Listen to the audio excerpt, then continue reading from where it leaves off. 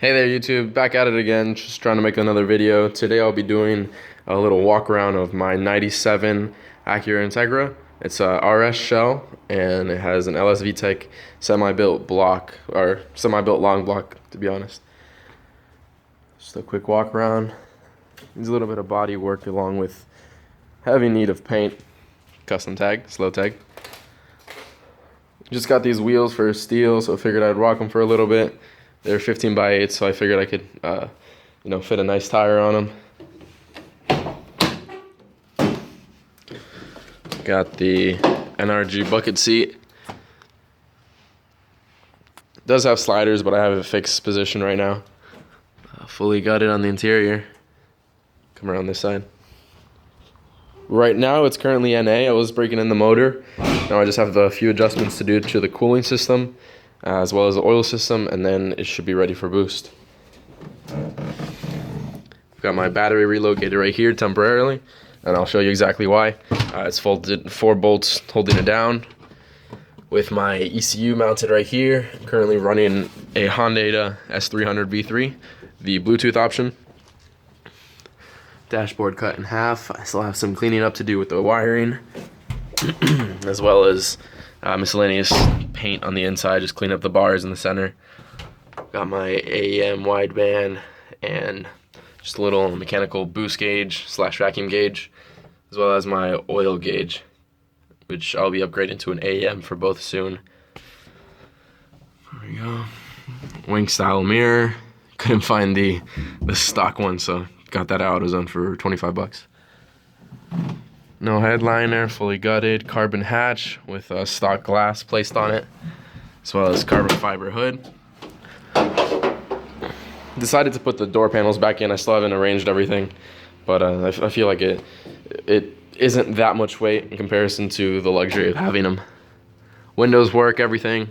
No radio, obviously, no speakers, and I still have some more cutting that I want to do next year to the interior. Let's go ahead and look under the hood.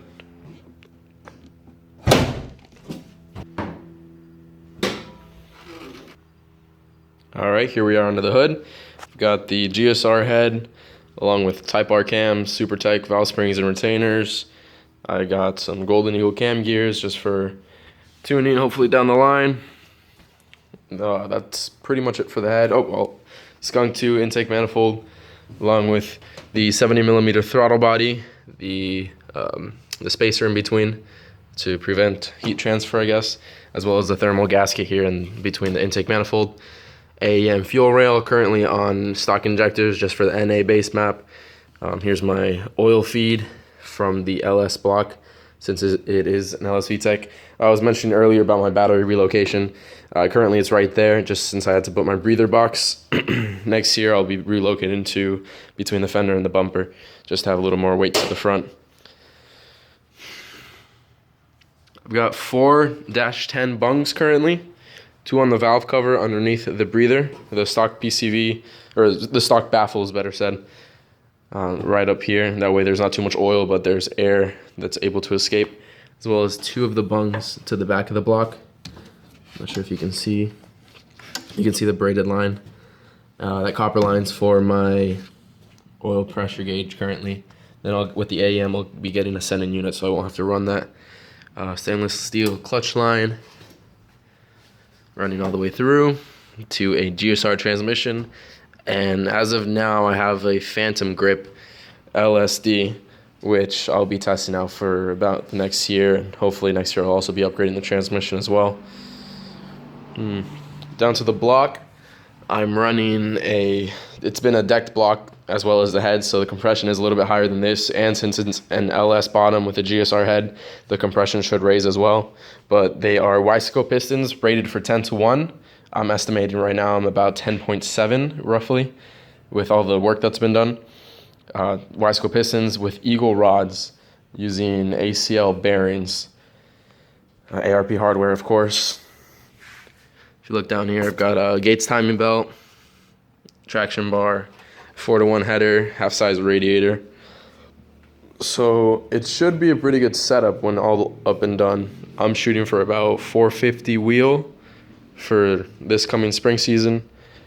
And next year I want to go with the sleeve block as well as the transmission upgrades, shooting for about 650 if I can. But that's all for next year. See what else we have. You already saw the interior. Let me go ahead and go to my shed and show you the turbo kit that I'll be putting on.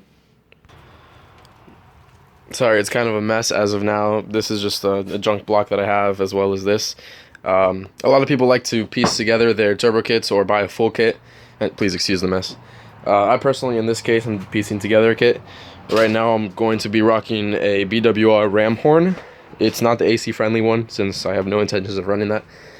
But they do make a Ramhorn that's AC friendly, if I'm not mistaken, for B series. I'll be sporting a Garrett GT35.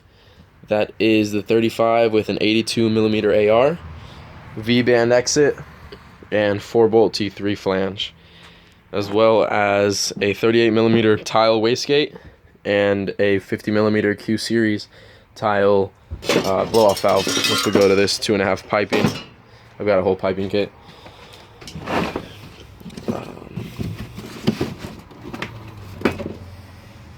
There's that Tial Wastegate. Or blow-off valve, sorry. Wastegate's right there. A lot of people, when they run these Garrett turbos, they don't mind to do the cooling system. And I'm currently still in the process of fabricating to see how I will be doing the cooling system. But it has 2 ports. I'll write down the measurements later. I forgot what they were exactly, but I got a conversion to a banjo bolt fitting, as well as a -3, I believe that is. That's going to be running to my radiator, and I have the back one in the process of plumbing it to the block itself.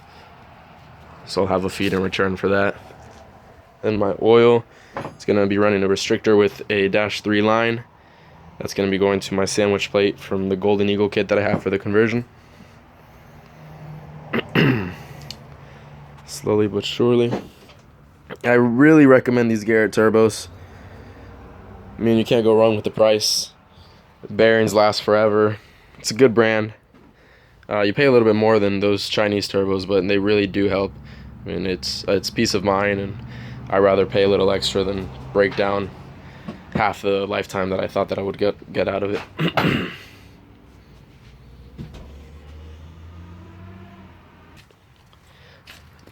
Walking back to the front. There's the daily. Automatic V20 swapped 99 LS. Lowered on some wheels. Not much. This is the one that I dump all the money into, though. It's worth mentioning, I should be making a video soon regarding the cooling system.